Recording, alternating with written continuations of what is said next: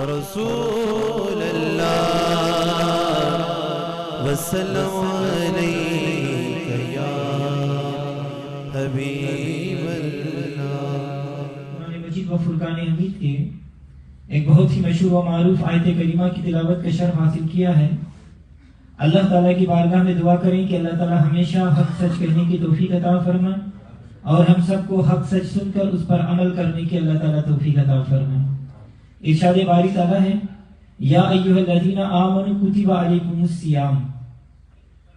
یہ آیت مبارکہ جو میں نے آپ کے سامنے تلاوت کا شرف حاصل کیا ہے، اس میں لفظ ہے سیام۔ سیام یہ صوم کی جمع ہے۔ صوم کا لغوی معنی ہے باز رہنا، چھوڑنا، سیدھا ہونا۔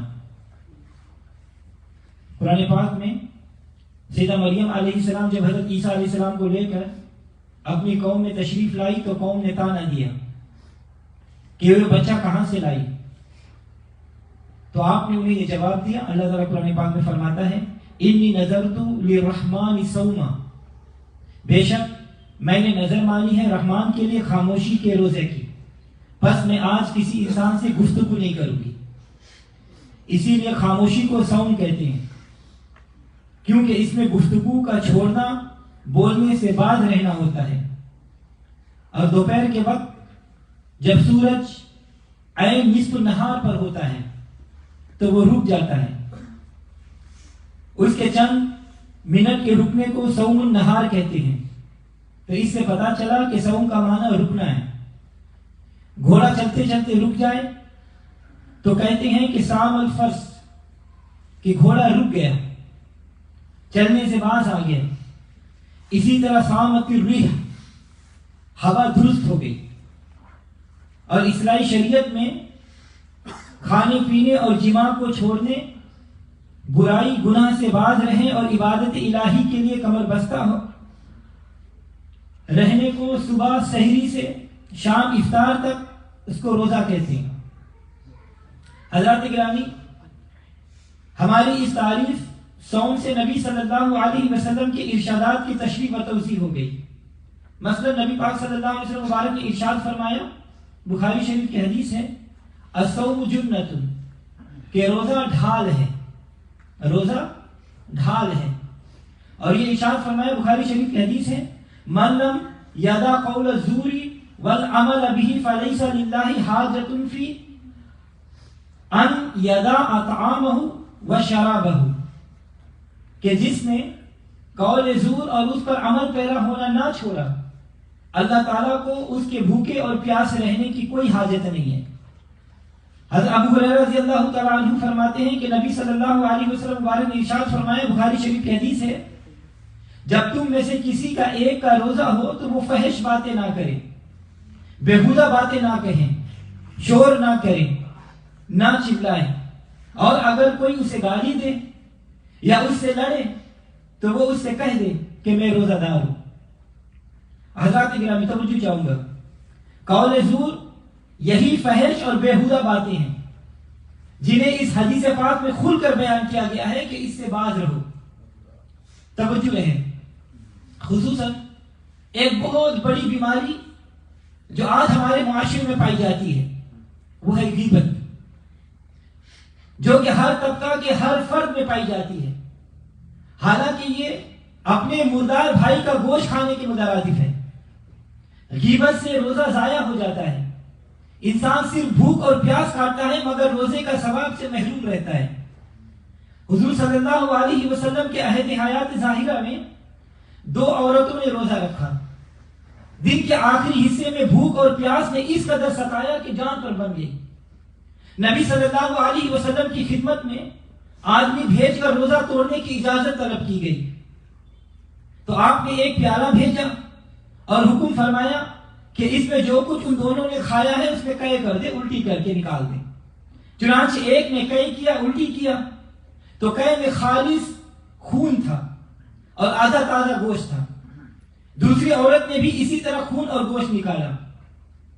لوگوں کو تعجب ہوا تو آپ صلی اللہ علیہ وسلم نے فرمایا کہ ان دونوں عورتوں نے روزہ رکھا اور اللہ تعالیٰ کی حلال کی ہوئی چیزوں کے استعمال سے اپنے آپ کو بچا لیا، مگر اس کی حرام کی ہوئی چیزوں کا ارتکاب کیا۔ ان میں سے ایک دوسرے کے پاس جا کر بیٹھی اور دونوں نے غیبت کی۔ کسی آدمی کی غیبت کرنا اس کا گوشت کھانا ہے۔ یہ گوشت جو الٹی میں سے نکلا وہی غیبت ہے۔ اللہ اکبر۔ حضرات گرامی، نبی صلی اللہ علیہ وسلم مبارک نے ارشاد فرمایا کہ بہت سے روزے دار ایسے ہیں کہ ان کے روزے سے سوائے بھوک اور پیاس کے کچھ حاصل نہیں ہوتا، اور بہت سے راتوں کو کھڑے رہنے والے ایسے ہیں کہ ان کو کچھ حاصل نہیں ہوتا مگر جاگنا۔ تو حضرات گرامی، اس وضاحت سے معلوم ہوا کہ صرف کھانے اور پینے سے رکنا ہی روزہ نہیں ہے، بلکہ ہر عضو کو ہر قسم کی برائی سے روکنے کا نام روزہ ہے۔ مثلا آنکھ کو ہر اس چیز سے دیکھنے سے بچانا جو ذکر الہی سے غافل کرتی ہو، یہ آنکھ کا روزہ ہے۔ نبی صلی اللہ علیہ وسلم مبارک نے ارشاد فرمایا کہ بری نظر شیطان کے زہر آلود تیروں میں سے ایک تیر ہے، بس جو شخص بری نظر کو خوف الہی سے چھوڑ دیا تو اللہ تبارک و تعالیٰ ایسا ایمان عطا فرمائے گا کہ جس کی حلاوت قلب میں محسوس ہوگی۔ اور زبان کو بکواس، جھوٹ، غیبت، فحش گوئی سے محفوظ رکھیں۔ کان کو ہر مکروہ اور ناجائز آواز کے سننے سے بچائیں۔ اگر کسی مجلس میں غیبت ہوتی ہو تو وہاں سے اٹھ کر چلا جائیں، ورنہ یہ بھی گنہگار ہوگا، کیونکہ نبی صلی اللہ علیہ وسلم نے فرمایا کہ غیبت کرنے والا اور سننے والا دونوں گناہ میں شریک ہیں۔ اور ہاتھوں کو چوری، بدکاری وغیرہ سے محفوظ رکھیں۔ کسی کو ناجائز میسج وغیرہ بھی نہ کریں۔ حضرات گرامی، اگر ہم اس پر عمل کریں گے تو انشاءاللہ ہمارا روزہ اللہ تبارک و تعالیٰ قبول فرمائے گا۔ اور یہ یاد رکھو کہ رمضان صبر کا مہینہ ہے۔ ایک بزرگ فرماتے ہیں کہ میں نے ایک چھوٹا سا بچہ دیکھا، دن بھر اس بچے نے اپنے باپ کو خوب ستایا۔ ادھر کچھ وقت گزرا، ادھر اس نے تقاضا کیا کہ ابو جی کچھ پیسے دے دیجئے، میں نے کچھ چیز لینی ہے۔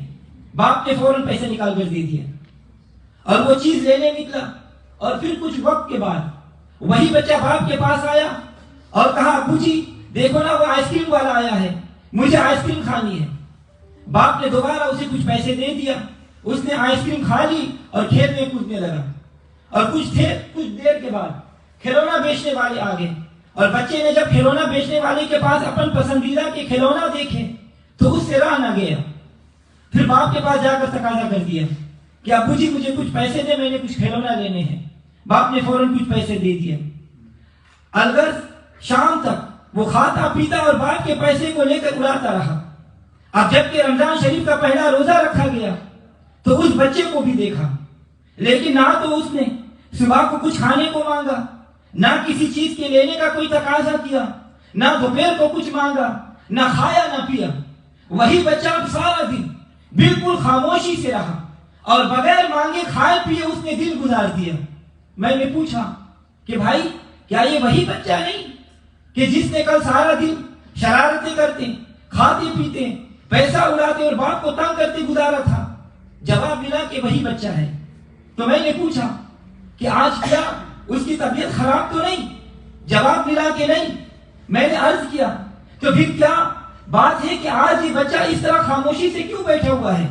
تو جواب ملا کہ اس نے بھی آج ماہ رمضان کا روزہ رکھا ہے اور اسے بحسن خوبی نبھا رہا ہے، اگرچہ بچہ ہے مگر مسلمانوں کا بچہ ہے، اسے رمضان کا تقدس معلوم ہے۔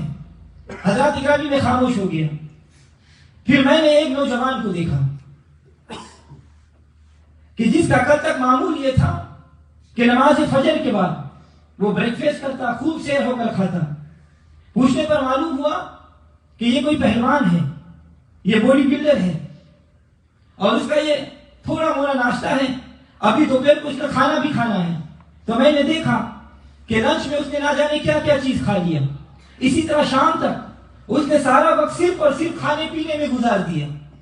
آج میں نے دیکھا کہ اس نوجوان نے نہ صبح کچھ کھایا، نہ دوپہر کو کچھ کھایا پیا، اور شام تک وہ بغیر کھائے پیے حشاش بشاش طریقے سے وقت گزارتا رہا۔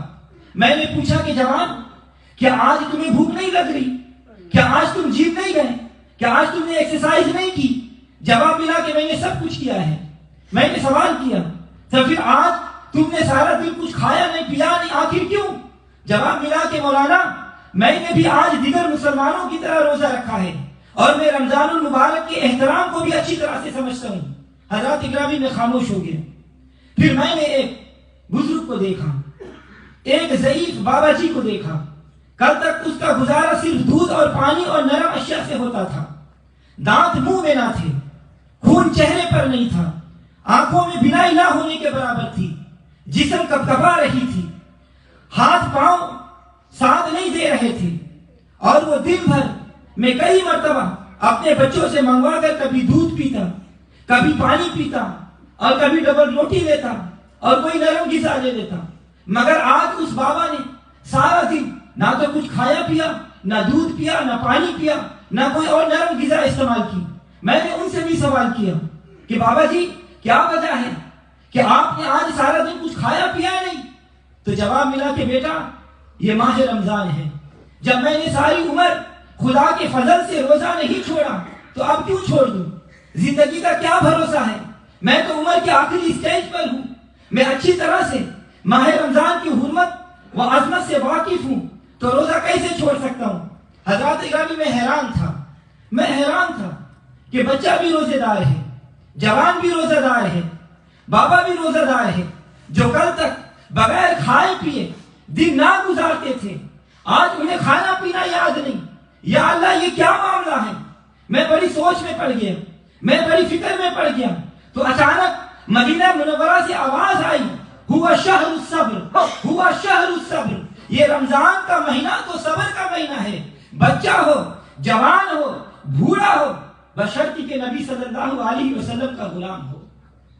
تو رمضان المبارک کا مہینہ صبر سے گزارنے کو میرے رب تبارک و تعالیٰ نے فرمایا ہے. گرمی کی شدت ہو یا سردی کی ٹھنڈک، اسے نہ گرمی میں پانی یاد آئے گا اور نہ سردی میں چائے کافی یاد آتا ہے، کیونکہ دنوں کے روزے نے دن میں اسے صبر دے دیا اور راتوں کے اس قیام نے اس نے اسے صبر دے دیا. اللہ تبارک و تعالیٰ قرآن پاک میں ارشاد فرماتا ہے استعینوا بالصبر والصلاۃ، مدد مانگو صبر اور نماز کے ساتھ. تو ماہ صیام میں دن کو صبر کا سہارا، رات کو نماز تراویح کا سہارا. حضرات گرامی کیا آپ نے نہیں سنا کہ ماہ رمضان تو نہیں تھا مگر میرے آقا علیہ الصلوۃ والسلام کا غلام تھا. میرے آقا علیہ الصلوۃ والسلام کا غلام عثمان غنی تھا. 40 دن کا روزہ تھا، کیسر خلافت کا محاصرہ تھا. کھانے لے جانے پر ظالم بلوائیوں نے پابندی لگا رکھی تھی، پانی بھی لے جانا وہاں منع تھا. صحابہ اکرام رضوان اللہ تعالی علیہم اجمعین اپنی اپنی جگہ پریشان تھے.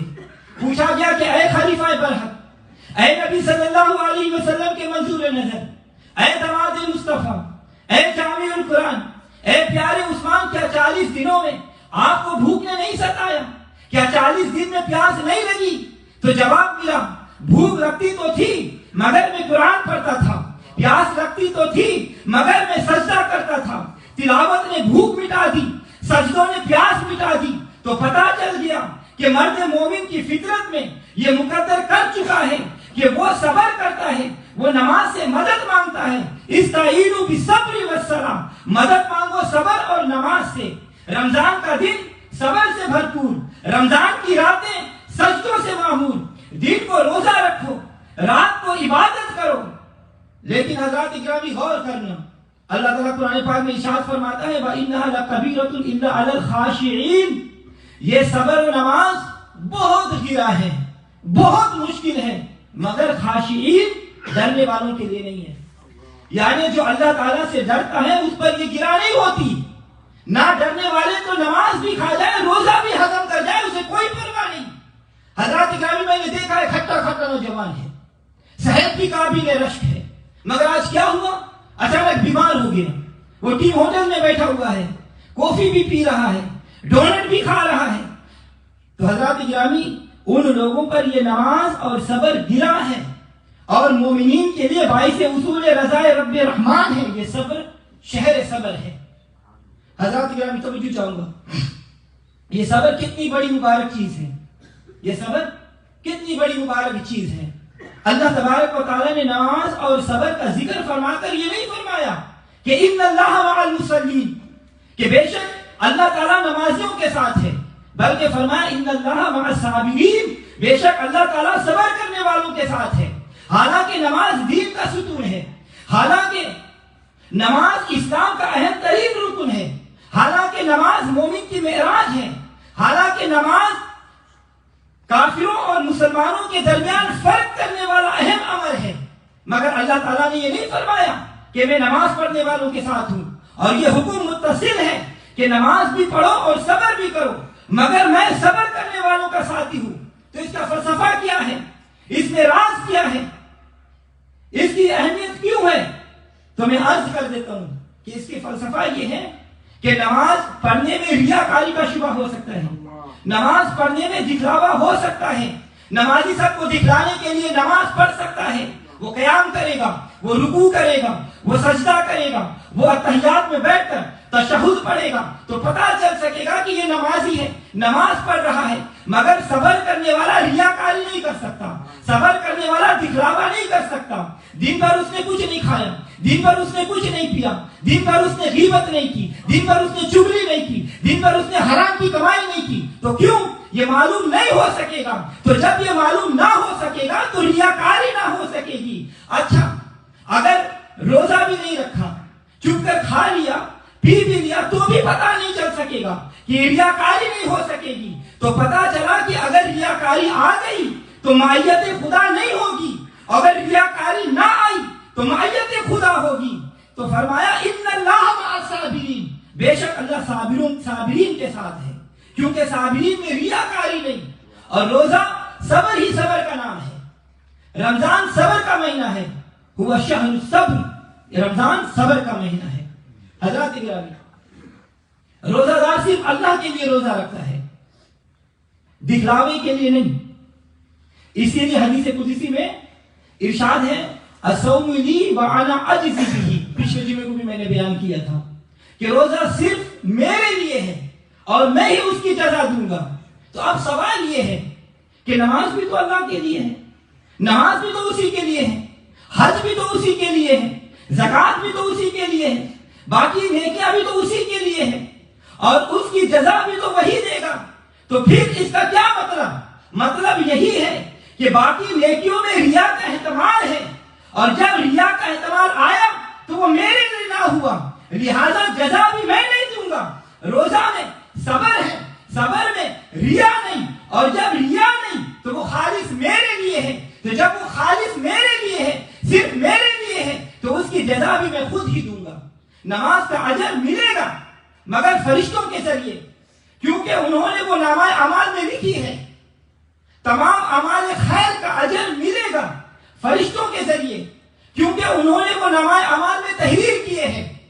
روزہ انہوں نے بھی رکھا، مگر روزہ رکھنے والا صرف اور صرف روزے رکھنے والے اپنے اور اللہ کے درمیان یہ راز ہوتا ہے، اسی لیے اس کی جزا میں خود دوں گا۔ اور اس کی جزا کیا ہے؟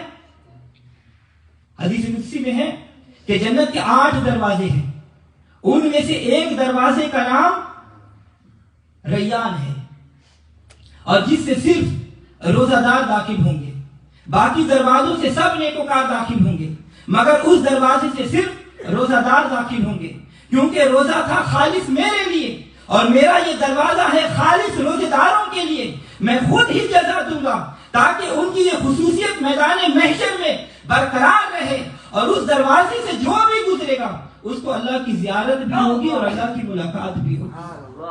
تو حضرات اکرامی، بعض محدثین نے فرمایا کہ عبارت یوں بھی ہے کہ وانا اجزا بھی ہے، اور میں خود ہی روزہ کی جزا ہوں۔ اے صبر روزہ کا تقدس دوبارہ کرنے والوں، میں تمہارے ساتھ ہی نہیں ہوں بلکہ میں خود اس کی جزا ہوں۔ تجھ سے تجھی کو مانگ کر مانگ لی ساری کائنات، تجھ سے تجھی کو مانگ کر مانگ لی ساری کائنات، مجھ سا کوئی گدا نہیں، تجھ سا کوئی سخی نہیں، تیرے کرم سے بے نیاز کون سی شے ملی نہیں، تیری کرم سے بے نیاز کون سی شے ملی نہیں، جھولی ہی میری تن ہے تیری یہاں کبھی نہیں۔ حضرات اکرامی توجہ چاہوں گا، اللہ تعالیٰ کس قدر ان صبر کرنے والوں اور روزہ داروں پر مہربان ہے۔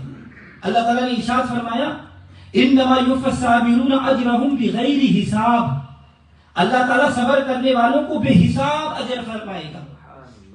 نمازی کا اجر حساب و کتاب کے ساتھ، غازی کا اجر حساب و کتاب کے ساتھ، مجاہد کا اجر حساب و کتاب کے ساتھ، حاجی کا اجر حساب و کتاب کے ساتھ، قربانی والے کا اجر حساب و کتاب کے ساتھ، حجر اسود چومنے والے کا اجر حساب و کتاب کے ساتھ، نیکوکاروں کا اجر حساب و کتاب کے ساتھ، مگر صابرین کا اجر حساب و کتاب کے بغیر، ان روزے داروں کا اجر حساب و کتاب کے بغیر، بغیر حساب، بغیر حساب کے۔